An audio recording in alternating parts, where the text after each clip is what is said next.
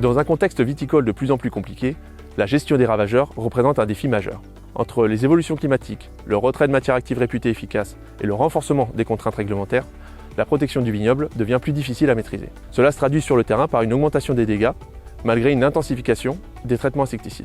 Le but de cette vidéo est donc d'apporter des clés de compréhension sur les principaux ravageurs de la vigne, que sont les cicadelles et les vers de grappe, afin de mieux les identifier, de comprendre leur biologie, pour mettre en place une stratégie de gestion plus raisonnée et efficace.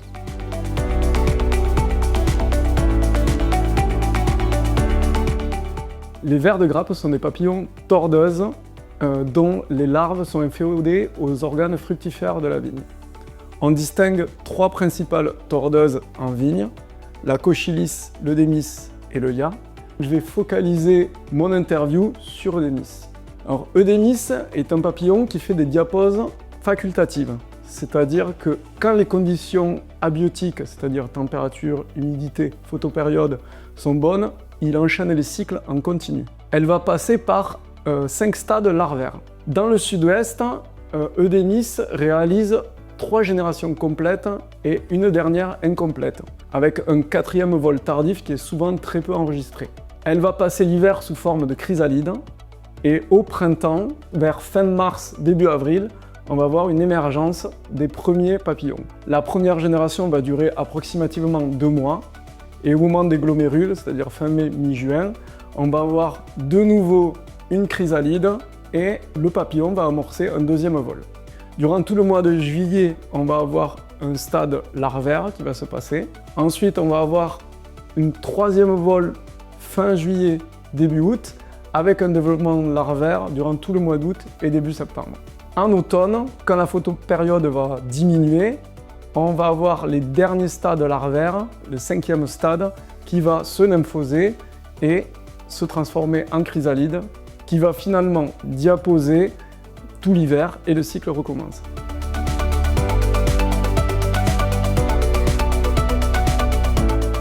Pour les vers de la grappe, ce sont les chenilles qui vont réaliser les dégâts. On va distinguer 2 types de dégâts, les dégâts directs et indirects. Pour les dégâts directs, lors de la première génération, l'Eudémis va se développer sur les boutons floraux. Elle va faire ce qu'on appelle les glomérules. Cela n'a pas trop de conséquences pour la vigne qui peut compenser. En 2e et 3e génération, elle va faire les fameuses perforations, dont les dégâts seront d'autant plus importants qu'on se rapproche de la maturité en fait, du raisin. Ensuite, donc, on a accompagné de ces dégâts directs des dégâts indirects. À chaque fois que la chenille d'Eudémis va mordre ou perforer les baies, on va avoir développement de champignons, le botrytis, qui va réaliser de la pourriture grise. Et selon les conditions hygrométriques ou pluviométriques de l'année, on peut avoir des dégâts très importants. Comme dégâts indirects aussi, la morsure et la perforation des chenilles peuvent faire des portes d'entrée à des ravageurs secondaires, notamment les drosophiles. Là, on peut avoir, selon les conditions de l'année également, ce qu'on appelle des pourritures acides.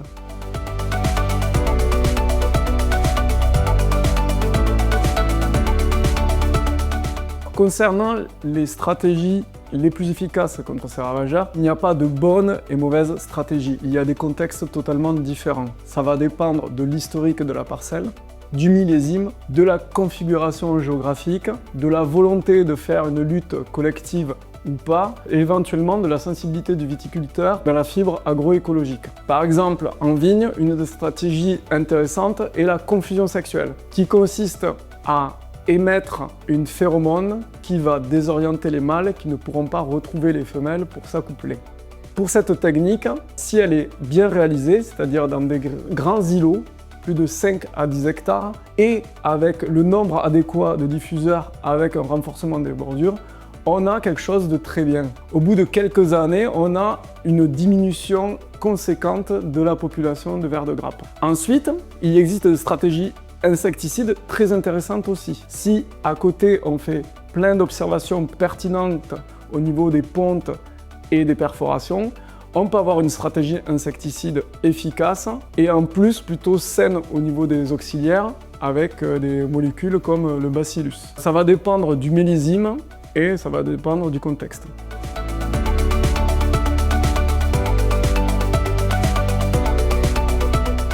concernant les vers de grappe, il existe des outils mathématiques simples basés sur la température qui permettent de prévoir les émergences des papillons ou l'enchaînement des différents stades.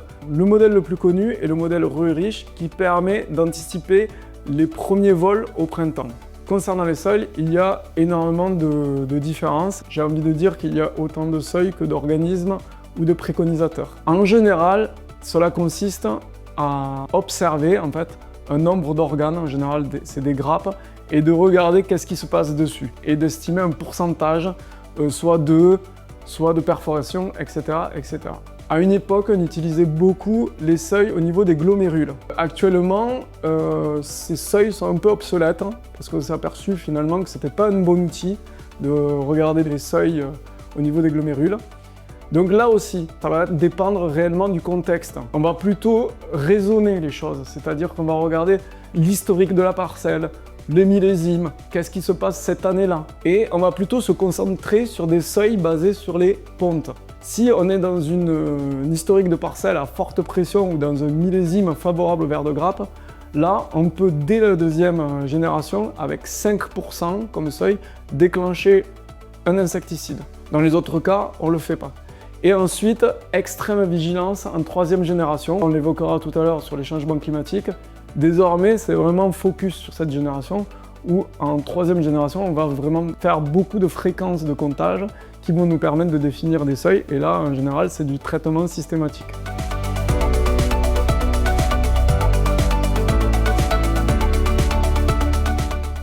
Concernant les vers de grappe, l'intervention se fait au stade œuf. Et pas à n'importe quel stade, au stade œuf tête noire, c'est-à-dire juste avant que la jeune chenille émerge. La plupart des stratégies insecticides sont soit des ovolarvicides, soit des ovicides, soit des larvicides. C'est pour ça qu'il faut les placer à ce moment-là. Ce qui est très important, c'est donc de faire un monitoring des vols de papillons, notamment si on peut le faire grâce à des pièges alimentaires, car à la fois on va capturer les mâles et les femelles, et c'est les femelles qui vont nous renseigner quand vont être pondus les premiers œufs. Ensuite, on doit essayer, avec une fréquence élevée, de faire des observations sur grappe et de vraiment déceler quand on va avoir les premiers œufs et leur évolution. Et c'est toutes ces observations qui vont permettre d'affiner la stratégie insecticide, c'est-à-dire juste avant le fameux stade tête noire.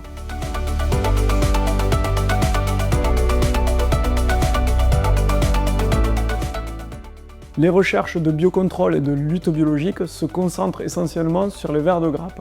Quelque chose qui est connu maintenant, c'est les lâchers de trichogramme, qui consiste à placer des petites plaquettes dans les parcelles où on a infesté des œufs en fait, de papillons, et de ces plaquettes vont émerger des parasitoïdes oophages qui vont contaminer les œufs de démice qui sont pondus dans la parcelle.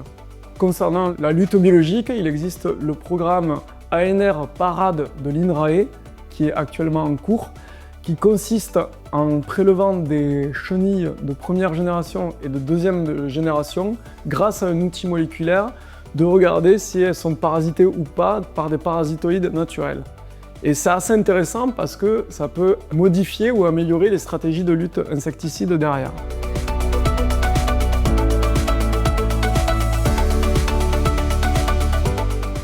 Concernant les outils d'aide à décision ou autres capteurs, la principale innovation, c'est un meilleur suivi des cycles de ces ravageurs.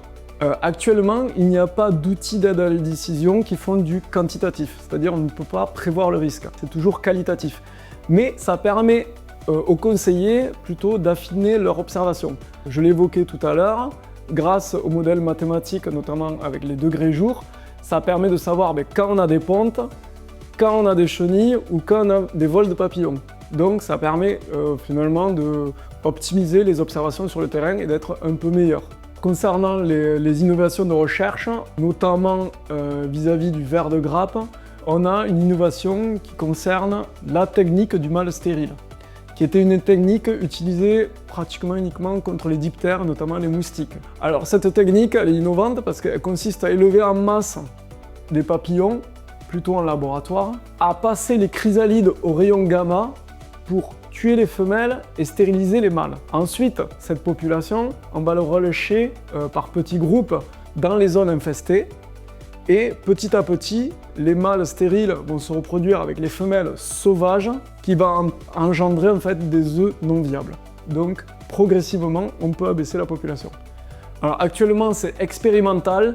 Ça a été utilisé au Chili parce que là-bas, le Démis est invasive, mais actuellement en Europe ou même comme stratégie de lutte en campagne, c'est pas mis en œuvre. Je pense que c'est une histoire de coût.